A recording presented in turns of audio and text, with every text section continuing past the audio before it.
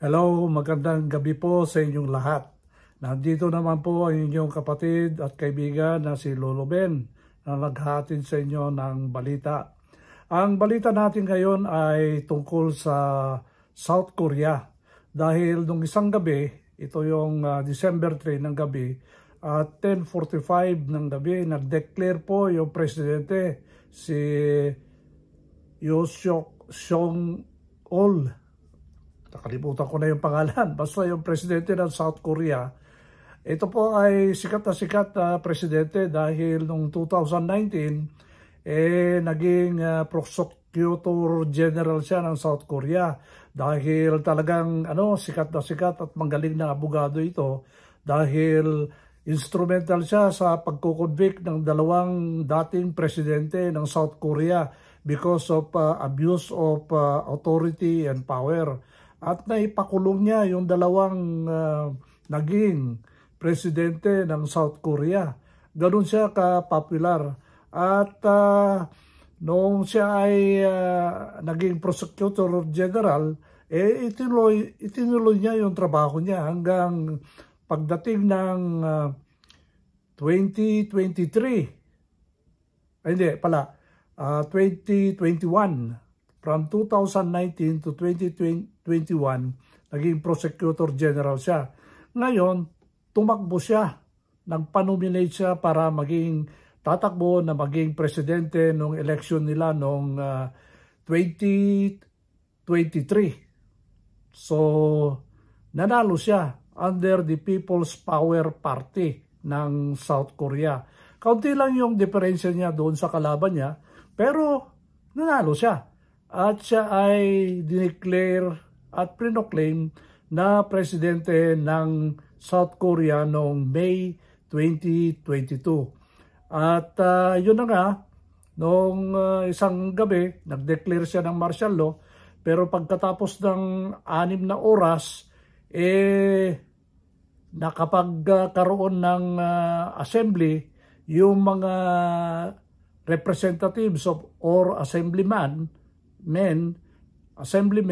sa South Korea, at talagang pumunta sila sa National Assembly at nagkaroon sila ng meeting at nagbigay sila ng tibay na ililift yung martial law. Kasi alam nyo, pag nag-declare po yung presidente ng martial law doon, kinakailangan po ng approval ng parang National Assembly nila. Kagaya din sa atin. Kung mag-declare ang ating presidente ng martial law, kinakailangan ipasa ng House of Representatives at Senado yung approval ng martial law. At dahil hindi naprubahan ng National Assembly ng South Korea, despite the fact na ito ay napaligiran ng mga pulis at saka yung mga martial law forces ng South Korea, nakapagkaroon po ng meeting at hindi nakapasok yung mga sundalo at pulis para pigilin yung meeting ng mga assemblymen at saka assembly women. So na nga, nailift kaagad yung martial law kinaumagahan, at ito po yung pinakamabilis na pagdedeklara ng martial law. At ngayon, meron na silang people power. At yun na nga, meron mga nababasa natin sa mga Twitter, Facebook, na dumadami yung tao doon sa harap ng National Assembly at saka doon sa main thoroughfare nila. Hindi ko lang alam kung anong pangalan ng lansangan nila, at punong-puno ng tao. At ang maganda rito, alam nyo, yung mga senior citizen ang nandun sa harap. Kasi ang sabi nila, protektahan natin itong mga younger generation, hindi bale sa atin. Kasi alam niyo yung history ng South Korea. Nagkaroon po sila ng sunod-sunod na martial law. Starting noong 1968, 69, ay di pala, 1978. Patapos, nagkaroon ng massacre noong 79 at 1980. At ito po ay nai-involve po yung South Korean Armed Forces. At noon marami silang pinatay. Maraming pinatay po mga sundalo doon. Dahil yung kontra partido yun ang gusto nilang matigil at nagkaroon sila ng authoritarian na pamamalakad ng gobyerno until such time na nagkaroon sila ng election. Pero despite of all this martial law sa kanila, unti-unti silang bumalik sa democratic way of life by following their constitution. Pero ito nga, nakakagulat dahil alam naman natin ng South Korea, very progressive na at isa ito ang mga tinitingala na Asian countries dito sa mundo na very advanced at saka maganda yung business at atmosphere. At siyempre nakikita natin sa mga K-drama, mga Korean drama at saka mga K-pop kung gaano sila ka-popular dito sa mundo. At siyempre meron din nagsasabi na ang dahilan daw kung bakit hindi tumagal yung martial law at nangibabaw po yung people power or yung lakas po ng mga civilian ay dahil dito po sa mandatory military service ng mga lahat ng lalaki at saka mga able body sa Korea dahil meron silang batas na nagsasabi na after high school, kinakailangan silang mag-serve ng military service from 18 to 20 months. Ibig sabihin nun, 2 taon na mag-serve sila. So dahil karamihan sa kanila ay nakapag-serve sa military, alam na nila kung paano mag-isip yung sundalo.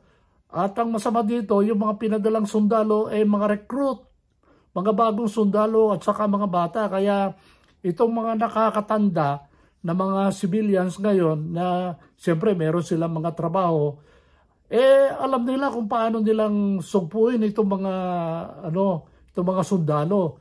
Ang tatapang nga. Dahil alam mo naman, itong mga civilian galing na sa pagseservisyo sa military, alam nila kung ano yung pag-iisip at paano magplano yung military. Kaya kaagad nagawan nila ng mga countermeasures or mga bagay-bagay para maklose yung National Assembly para hindi makapasok yung mga sundalo. Akalain mo ang ginawa nila, naglagay sila ng mga furnitures sa opisina para i-cover yung mga doors nila para hindi makapasok. At nahirapan po yung mga sundalo para pasukin yung National Assembly. Kaya yon, nagkaroon ng meeting, nagkaroon sila ng parang attendance ng 190 assemblymen and women at nagkaroon ng votation. Alam niyo po ang votation 190-0. So talo yung yung president. Pero yung president nandun pa rin nakaupo, pero ang balita ko, latest na balita, sa December 7, ihahain na yung impeachment case against the president. At pag nangyari yan, ang mangyayari yan, kahit na siya ay abogado at meron siyang party na sumusuporta sa kanya, he will be arrested. Sa katunayan, yung Secretary of National Defense niya ay nag-resign at ginagawang fall guy. Siya daw, yung Secretary of National Defense, siya daw ang nagplano itong martial law na ito. Kaya nag-resign na. At isasama rin sa impeachment at sa investigation. So sa tindi ng justice system ng South Korea, mapredict ko yan maprepreso yung presidente ngayon. So akalain mo 2022 lang siya inupo, ngayon 2024 kasi ang term po ng presidente sa South Korea ay 5 taon na walang re-election. So hindi pa niya natatapos yung 5 taon gusto niya na mag-martial law. Pero sa katunayan, mababa po ang rating niya. At marami siyang mga hindi naman natin sinasabing kapalpakan, pero na-observe ng mga tao na hindi maganda yung palakad niya, plus the fact na mayroong mga anomalya at mga nakikita nilang hindi magandang ginagawa ng asawa niya dahil yung asawa niya ay isang businesswoman. So ito po halo-halo na. Alam niyo naman yung mga Koreans magaling sila mag-collect ng information yan.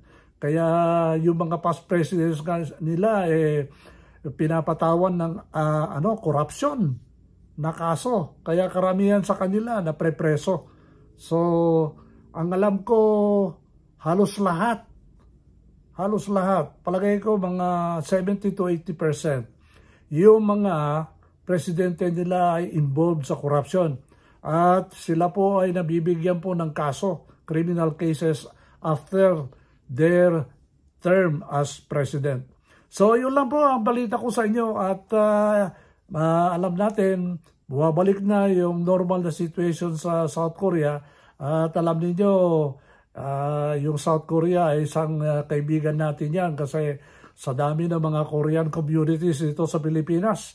Sila din na nagbibigay ng magandang ekonomiya natin dahil ang dami na nilang mga lugar dito sa Pilipinas na nandun po yung kanilang mga negosyo.